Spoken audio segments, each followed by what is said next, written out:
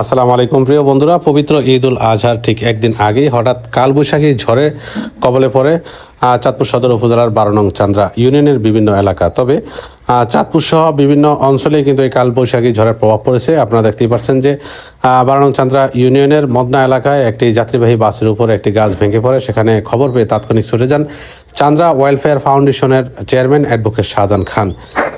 তো এছাড়াও চাঁদপুর সদর উপজেলার চান্দ্রা ইউনিয়নের দক্ষিণ বালিয়া 9 নং ওয়ার্ডের তালুকদার বাড়িতে একটি গাছ উপড়ে পড়ে এবং গাছটি উপড়ে পড়ে কিন্তু আব্দুল আজিজ তালুকদারের ঘর ভেঙে যায়।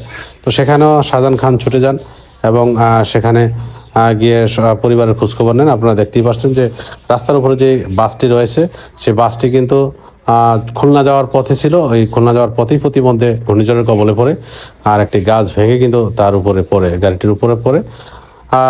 এখন আমরা চলে যাচ্ছি হচ্ছে 9 নং ওয়ার্ডের চান্দ্রা ইউনিয়নের 9 নং ওয়ার্ডের দক্ষিণ বালিয়া গ্রামের তালুকদার বাড়িতে।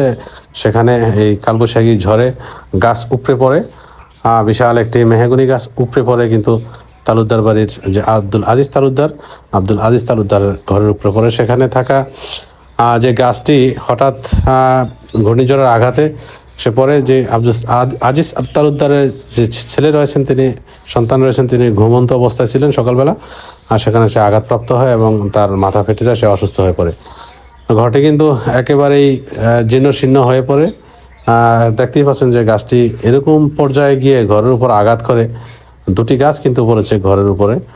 সেখানে খবর পেয়ে ছুটে যান অ্যাডভোকেট শাহজাহান খান, চান্দ্রা ওয়েলফেয়ার ফাউন্ডেশনের চেয়ারম্যান। তো ঘরটি দেখতেই পাচ্ছেন। আমি আশ্বস্ত করব যে আমি অত্যন্ত পক্ষে বিনয়ের সাথে আমি চাঁদপুর জেলা প্রশাসক ও ইউনু মহোদয়কে এই ভিডিও দেখার জন্য অনুরোধ করব যে আপনারা অতি শীঘ্রই ক্ষতিগ্রস্ত পরিবারের পাশে দাঁড়াবেন এবং চান্দ্রা ইউনিয়ন ওয়েলফেয়ার ফাউন্ডেশনের যে চেয়ারম্যান, আশা করি তিনিও এখানে সহযোগিতা করবেন, এটাই আমাদের প্রত্যাশা থাকবে। তো চান্দ্রা ইউনিয়ন সহ চাঁদপুর এবং চাঁদপুর জেলার বিভিন্ন অঞ্চলে হঠাৎ কালবৈশাখীর ঝড়, এই কালবৈশাখীর ঝড়ে কিন্তু মানুষের ঘর বাড়ি এবং বিভিন্ন আসবাবপত্র লণ্ডভণ্ড হয়ে যায় এবং বিদ্যুৎ সংযোগ বিচ্ছিন্ন হয়ে পড়ে। সেখানে বিভিন্ন বিদ্যুতের খুঁটি এবং বিদ্যুতের তারের উপর গাছ ভেঙে পড়ে এবং ভেঙে পড়ার কারণে বিভিন্ন ইউনিয়ন, বিভিন্ন এলাকা বিদ্যুৎ বিচ্ছিন্ন হয়ে পড়ে। ফলেই ঈদের দিন এই বিদ্যুৎ বিচ্ছিন্ন হওয়ার কারণে ঈদের দিন গরু জবাই অনেকে করতে পারেনি এবং ঈদ আনন্দ উপভোগ করতে পারেনি অনেকেই। তো আমি সকলের বিত্তবান সকলের প্রতি আমি অনুরোধ করব যে আসলে ক্ষতিগ্রস্ত পরিবারের পাশে আপনারা দাঁড়াবেন, আপনারা মানুষের সেবা করবেন। আশা করি মানুষের সেবা আপনারা অনেক দূর এগিয়ে যাবেন। তো এখানে চান্দ্রা ওয়েলফেয়ার ফাউন্ডেশনের চেয়ারম্যান তিনি আছেন 9 নং বালিয়া ইউনিয়নের আজিজ তালুকদারের বাড়িতে।